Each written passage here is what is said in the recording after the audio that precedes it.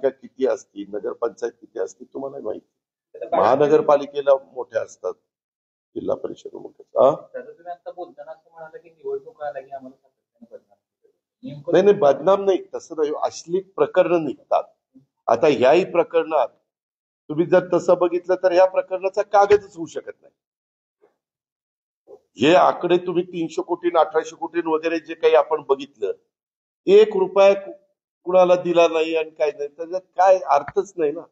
पण आता मी जास्त त्याच्याबद्दल बोलण्यापेक्षा चौकशी होऊ द्या, चौकशी झाल्यावर सत्य बाहेर. मी मांडली, त्याचा बापाने मांडली ना. सुरुवातीला म्हटला की या व्यवहाराशी माझा संबंध नाही. एक मिनिट काय होतं, मी म्हणून तुमच्याशी जरा बोलायला, कारण तुम्ही काही कसलाही प्रश्न विचारता. त्यावेळेस मी असं म्हणलो होतो की मी सकाळपासून त्या आढावा बैठका घेतोय. त्या आढावा बैठका घेऊन मी आत्ता बाहेर आलोय. तिथं मीडियाशी मी बोलायचो.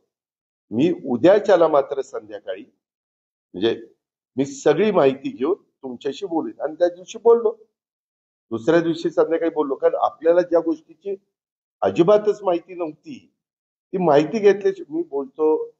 अजित पवार म्हणून पण बोलतो, परंतु तुम्ही लावताना राज्याचे उपमुख्यमंत्री अजित पवार असं म्हणले. मी जरी म्हणलो आता मी एक नागरिक म्हणून बोलतो, तरी तुम्ही सांगताना काय म्हणणार, हा उपमुख्यमंत्री स्टेटमेंट केलं म्हणणार ना. त्याच्यावर मीच सांगितलं होतं आणि मी केलं ना. दुसऱ्या दिवशी स्टेटमेंट केलं, लगेचच ते काय ते कॅन्सलेशन केलं, त्या कंपनीची माहिती घेतली, सगळं काही केलं.